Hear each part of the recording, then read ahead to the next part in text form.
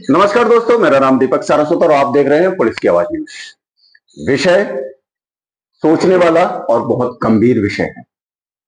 विषय है एक नाबालिग, बहुत छोटी बच्ची जिसकी उम्र करीब 2.5 साल की बच्ची, और उसको उसकी मां से दूर कर दिया जाता है। एक नन्हा सा बच्चा, उसको उसकी मां से दूर कर दिया जाता है। एक बच्ची कम से कम 2.5 से 3 साल की, उसको उसकी मां से दूर कर दिया जाता है। 3 बच्चों को मां से दूर कर दिया जाता है और यह कार्य किया जाता है जीआरपी की तरफ से। जीआरपी थाने में एक कंप्लेंट आती है कि बच्चा चोरी की, और बच्चा चोरी में जिस मां की बेटी थी उसी मां को जेल में डाल दिया जाता है, और एक महिला और कहती है कि ये बच्ची मेरी है। इस तरह का एक प्रकरण है। उस प्रकरण का खुलासा किया है राजेश दीक्षित, बाल कल्याण समिति के अध्यक्ष जो हमारे मथुरा के हैं, उन्होंने। और वो कैसे हुआ, क्या हुआ, इसके विषय में जानते हैं। राजेश जी, आपका बहुत बहुत स्वागत है हमारे चैनल में। बहुत बहुत धन्यवाद। राजेश जी, क्या मैटर था ये और किस तरह से ये घटना घटी? जीआरपी ने किस तरह से एक मां को बच्चों से दूर किया? क्या घटना है ये जो आजकल बहुत ज्यादा सोशल मीडिया पे भी चर्चित है और अखबारों की भी सुर्खियां बना हुआ है?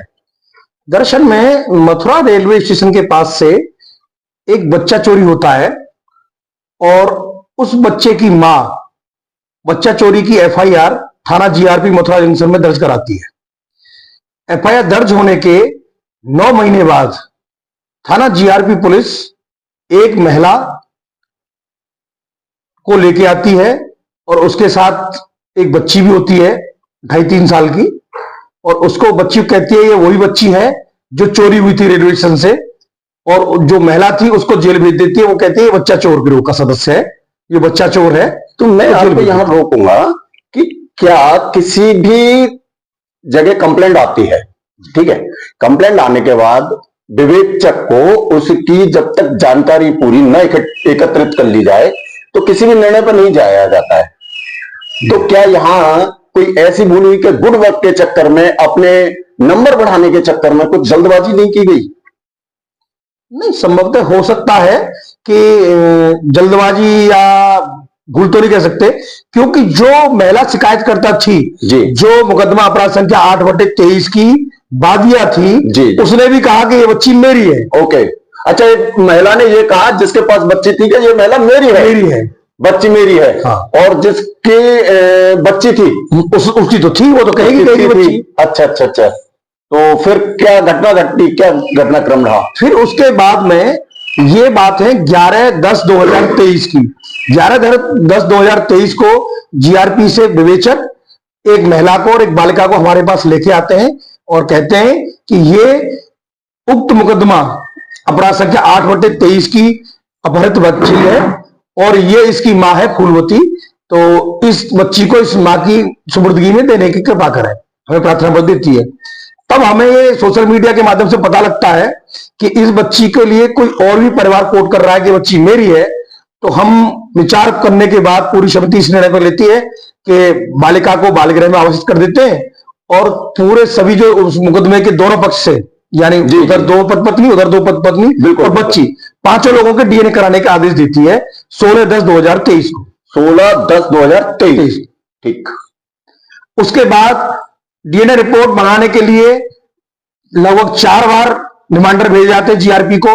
4 बार रिमाइंडर भेजने के बाद जीआरपी द्वारा हमें डीएनए रिपोर्ट प्राप्त होती है 24/1/2025 को। 24/1/2025 को 2025 अर्थात अभी रिसेंटली। ठीक। अच्छा, एक चीज बताइए, डीएनए रिपोर्ट आ कितने दिन में जाती है?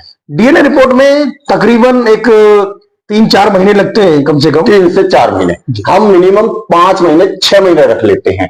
1.5 साल का विलंब नहीं, कई बार ऐसा भी होता है कि कोई ना कोई रीजन ऐसा होता है जब ज्यादा जांच होती है तो उस समय थोड़ा समय भी लग सकता है, लेकिन नहीं, 1.5 साल का, आप भी चीज को समझिएगा, 1.5 साल का विलंब हो गया और 1.5 साल के विलंब में रिपोर्ट आप, क्योंकि 4 बार आप रिमाइंडर भी दे चुके, तो उस रिमाइंडर पर इनको भी तत्काल प्रभाव से उस पर संज्ञान लेना चाहिए और उस रिपोर्ट को जल्दी से जल्दी, क्योंकि एक बच्ची, एक छोटी बच्ची मां से दूर थी, उसके और भी बच्चे होंगे, ऐसा तो है नहीं खाली कोई बच्चे? नहीं, उसके तीन बच्चे और थे जो पिता के पास थे, और वो भी छोटे हैं। सबसे बड़ी बात ये है, उनमें से एक बच्चा तो आज की डेट में 2-2.5 साल का है। तो सोचिए उस टाइम पे उस माँ से जब बिछड़ा होगा तो 7-8 महीने का होगा। 7-8 महीने हो सकता है, साल भर का रहा हो। साल भर का रहा हो। अच्छा, एक चीज और, अब जब आपकी डीएनए रिपोर्ट आ गई जी, तो अब आपकी क्या प्रक्रिया रही है आगे? किस तरह से माँ और बच्ची को मिलान हुआ है? किस तरह की प्रक्रिया चल रही है?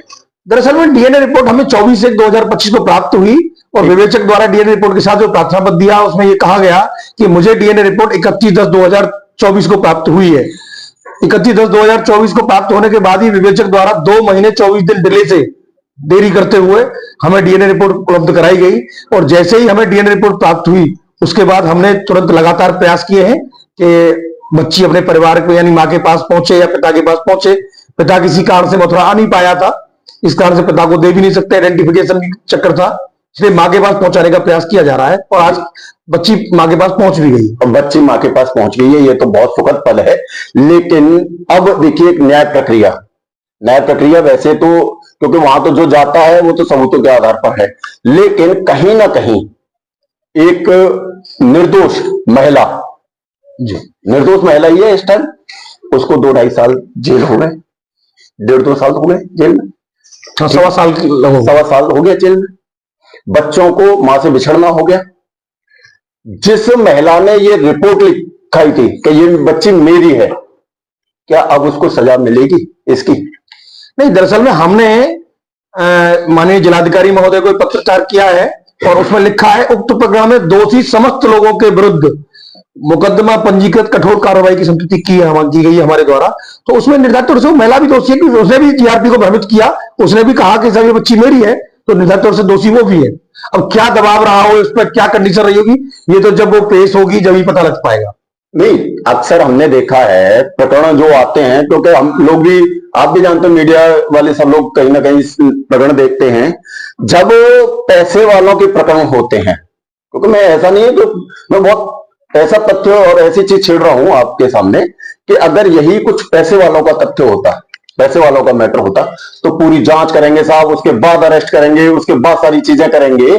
तो क्या उस टाइम पे ये जो जल्दबाजी की गई या अपना गुड वर्क दिखाने, क्योंकि मैं उसे गुड वर्क ही कहूंगा, तो उन्होंने अपना गुड वर्क दिखाने के लिए इस तरह का तत्काल प्रभाव से कि साहब उसने एप्लीकेशन दिया कि साहब ये मेरी बच्ची, और तुरंत उसको अरेस्ट करके दिखा दिया गया। तुरंत तो नहीं, 9 महीने बाद अरेस्ट किया गया। 9 महीने बाद लेके आए थे उनको, 9 महीने बाद। तो क्या 9 महीने बाद जब लाए तो क्या उन्होंने उस टाइम ये प्रक्रिया भी अपना सकते थे कि भाई जब 2 बच्चों को 2 परिवार अगर कर रहे हैं तो लाने से पहले, क्योंकि ना तो वो परिवार भाग सकता था कहीं, न जिसने एप्लीकेशन दी वो परिवार भाग सकता था, तो उस प्रक्रिया को जो आपने कराई डीएनए की या आपने एप्लीकेशन दी, तो ये तो जीआरपी का भी फर्ज था ना? नहीं, आप ये बात सही कह रहे हैं, ये मांग स्वयं जीआरपी को करनी चाहिए थी कि इसकी जो पीड़ित पक्ष है, 2 पक्ष इसकी कोर्ट कर रहे हैं, 2 पक्ष बता रहे हैं, कोई पक्ष बता रहे हैं लड़की मेरी है, यही बता रहे हैं, तो महोदय आपसे आग्रह है कि डीएनए कराया जाए, डीएनए करा के। लेकिन जिस जीआरपी विवेचक द्वारा, हाँ इस बात को मान सकता हूं, ये प्रयास जीआरपी विवेचक के द्वारा किया जाना चाहिए था इस मैटर में। क्योंकि देखिए क्योंकि जो तथ्य हैं, जो कानून के अंडर आती है चीजें, अगर इस तरह का कोई भी वाक्य आता है कि मैं किसी चीज का वो कर रहा हूं कि साहब ये मोबाइल मेरा है और आप भी कर रही हो, तो उसका बिल ढूंढा जाएगा, बिल किसके नाम कटा, ईएमआई किसकी थी, ये सारी चीजें चेक की जाती हैं। तो ये फैक्ट वहां पे भी लागू होता है कि एक बच्ची को, देखिए एक परिवार के बिल्कुल तोड़ दिया गया इस कानून के जो दायरे में, चाहे वो विवेचक की गलती हो या पूरे थाने की गलती हो या जिस महिला ने ये के बच्ची को एडॉप्ट करने के लिए एक षड्यंत्र रचा उसके द्वारा हो। तो ये एक ऐसा कृत्य जिसमें एक कुछ छोटे छोटे नाबालिग बच्चों को अपनी मां के वात्सल्य से दूर कर दिया गया। तो क्या आज उसको अब जेल से छोड़ दिया गया? क्योंकि अभी भी वो बेचारे जेल में है, और उस बच्ची को भी अब ये समझ रही है, क्योंकि आप तो कह रहे हैं कि हमने थाने, ठीक है आज आपने दे दिया, लेकिन क्या हमारा न्यायालय उन मां बच्चियों को न्याय दे पाएगा? 1.25 साल की जो दूरी, जो बिछड़ हुई है, और जो अभी भी जेल में है, क्योंकि आज अगर बच्ची जेल में जाती है तो उसको भी कारावास है। ये नहीं, उनको बच्ची को तो कारावास नहीं कह सकते, लेकिन नहीं महोदय, जेल है कि छोटा बच्चा भेजे कहां? फिर अन्यथा रखेंगे कहां? जब माँ उसकी जेल में है तो बच्चे को कहां भेजे? मजबूरी है। उस टाइम की निर्दोष है ना अब तो। नहीं, हाँ, ये कह सकते हैं आप, इस समय मां निर्दोष है, इस समय मां निर्दोष है, लेकिन प्रक्रिया जारी है। कानून माननीय न्यायालय उसको बरी करने का प्रयास कर रहा है, जल्दी से जल्दी निकालने का, लेकिन सिस्टम है वो, उसके पैनल से गुजरना ही पड़ता है, उस सिस्टम से ही होगा काम। कहीं न कहीं कानून व्यवस्थाओं को इन चीजों पर सुधार करना होगा और कानून प्रक्रिया को जटिल तो ठीक है, जटिलता होनी भी चाहिए, कड़े कानून भी होने चाहिए, लेकिन जब कोई इंसान निर्दोष दिख रहा है, साफ क्लियर डॉक्यूमेंटेशन हो गई, सारे पक्ष उस महिला की तरफ है, तो अब हमारा भी न्यायालय से आदेश है कि जिन लोगों की गलती से साल सवा साल उस महिला को जेल में रहना पड़ा और बच्चों को अपनी मां के प्यार से दूर होना पड़ा, उन समस्त, एक तो वो महिला और वो पति जिसने इनके लिए एप्लीकेशन लगाई थी कि ये बच्ची मेरी है, उनको जेल जाना चाहिए। क्या ये मांग जायज है या नहीं? नहीं, हमने अपनी रिकमेंड करके भेज दिया, संतुष्टि की है, माननीय जिलाधिकारी महोदय को पत्राचार किया है कि उक्त प्रकरण में जितने भी दोषी लोग हैं उनके विरुद्ध मुकदमा दर्ज करते हुए कठोरतम कार्रवाई उनके विरुद्ध होनी चाहिए। ये हमारी भी मांग है कि जिन लोगों ने इस तरह का कृत्य किया उनको भी सजा होनी चाहिए और इस परिवार को मिलाने का काम न्यायालय करेगा। और हमारे राजेश दीक्षित जी का मैं वाकई हृदय से स्वागत करता हूं कि इन्होंने एक बहुत अच्छा सराहनीय कार्य किया है, एक छोटी सी बच्ची को उसकी मां से मिलाया है और एक बिछड़े हुए परिवार को, क्योंकि मैं इस टाइम बिछड़ा हुआ परिवार कहूंगा कि मां जेल में और बच्चे पिता के पास है और कोसों दूर हैं, तो उनको मिलाने का भी कार्य ये कर रहे हैं। बहुत अच्छा कार्य किया है, लेकिन मैं फिर कहूंगा प्रशासनिक अधिकारियों से कि कोई भी ऐसी जल्दबाजी ना किया करें, क्योंकि हमने कई प्रकरण ऐसे देखे हैं कि जिसमें निर्दोषों को जेल भेज दिया जाता है और बाद में फिर पुलिस प्रशासन सफाई देता है। तो जिसको जेल हुई उसकी तो जो इज्जत या जो उसके दाग लगना था वो तो लग चुका, वो माफी नहीं होती है और उसका जो समय है वो कभी लौट करके नहीं आता है। तो इस प्रकरण में भी हम कहेंगे कि जिन लोगों ने इस तरह का कृत्य किया उन सबको उस पर सजा मिलनी चाहिए। इसलिए साथ आपका बहुत बहुत स्वागत सर, बहुत आपने ऐसा कृत्य किया, एक बच्ची को उसकी मां से मिलाया, आपके लिए जय हिंद, जय, बहुत बहुत धन्यवाद, राधे राधे, जय हिंद, जय भारत।